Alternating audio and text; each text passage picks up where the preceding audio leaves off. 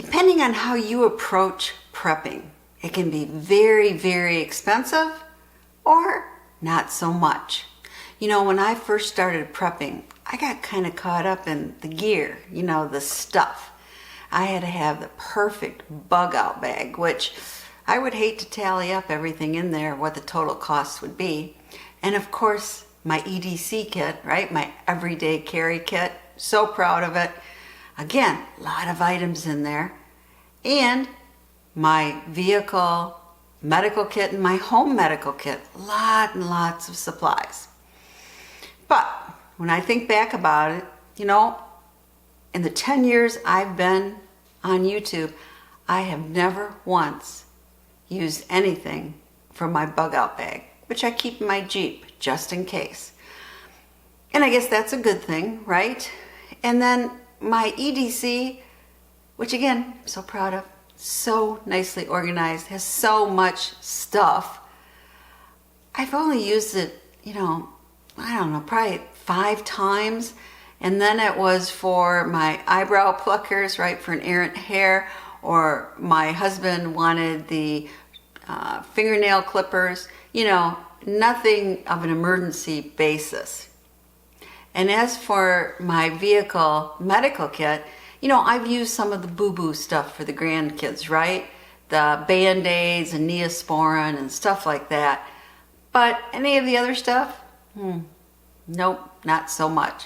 Now again, that's a good thing because then bad things weren't happening. But there's a lot of cost in those 3 bags. You know, in my home kit, I even have skin staples and skin staple remover and sutures. You know, probably will never use any of that, but I have it just in case.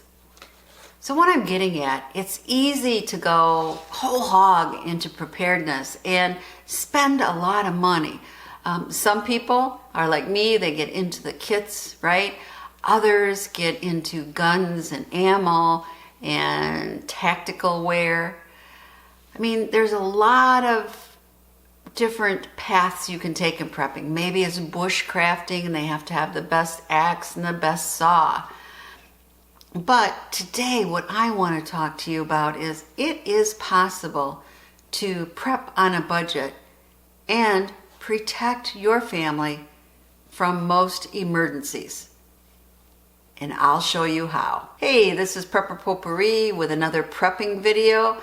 I hope you're a subscriber. If not, hit that subscribe button and hit the bell icon so you get notified of a future video. And thumbs up if you like this video. It does help the channel. Thank you. But yes, you can prep on a budget. Now, first thing to prep before anything else, water. That's right. And you know, for most of us, we get water right out of our tap, right?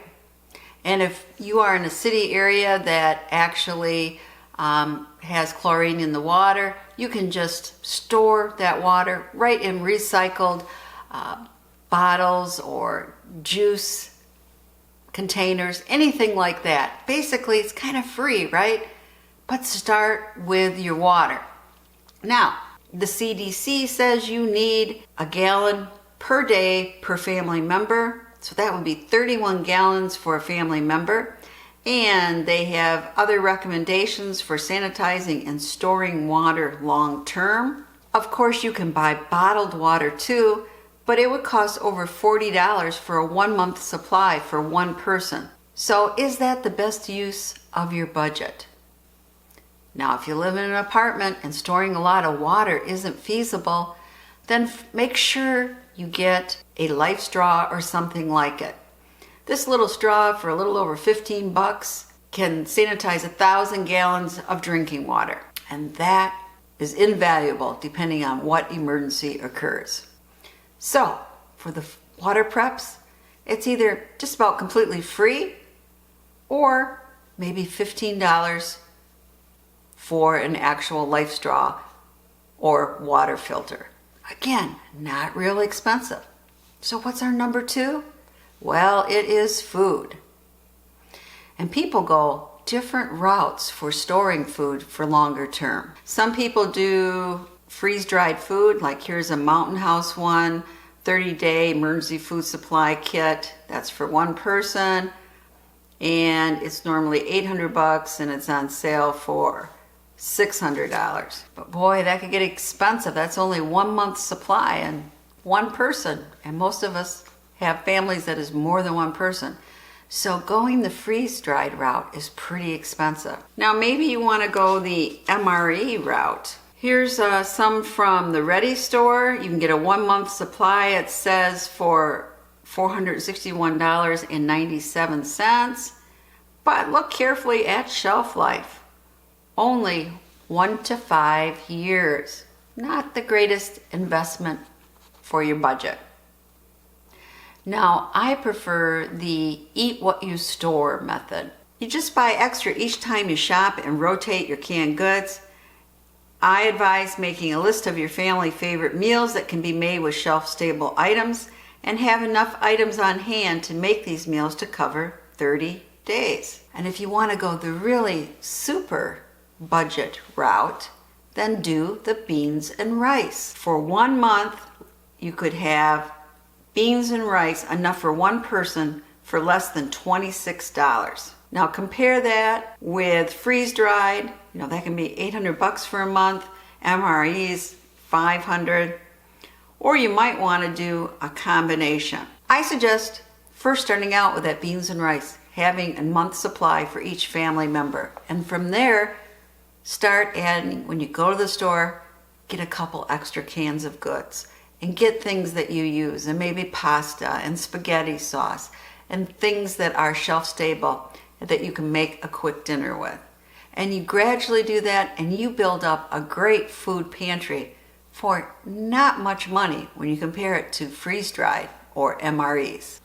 Now number 3, you've got that food, but make sure you have ways to prepare and ways to sanitize your water, just in case. So you can use portable stove and fuel, grill, right, with charcoal. Maybe you got a rocket stove or you made one very inexpensively. You have a campfire, you have a sun oven, but just make sure you have a manual can opener so you can open up all these cans if you lose power and don't have electricity. And for your water storage free method, at Dollar Tree you can get 11-ounce bottle of Clorox for $1.25, and that one bottle will actually sanitize 1,000 gallons of water. Again, something you can easily do on a budget. Now, don't forget your pet food and have enough water for them too. Very, very important. So 4th, you do need first aid supplies, but I recommend getting a lot of the basics. Band-aids, gauzes, alcohol prep, your pain-killing medications, allergy medication, some gloves, antibiotic ointment, and N95 masks. You don't need the sutures and the skin staples. Now, something that won't cost you any money except your time is to learn some first aid skills. Do you know how to do CPR? Do the Heimlich maneuver. Treat burns. Stop bleeding. Treat shocks. There's a lot of different things. And all that information is available free in either written form or videos on the internet. And I, again, suggest going to this first aid manual. It's free. Our government money paid for it. And it teaches a lot of basic skills. So 5th, evacuation. Have an evacuation plan. Now this might move up to 1st if you hear that, a hurricane is coming your way. But usually we do the other things first, but then you need to think about bugging out. When do you do it? What would cause you to leave your home, be it gas leaks, fires, a nuclear disaster, flooding, civil unrest? Where would you go?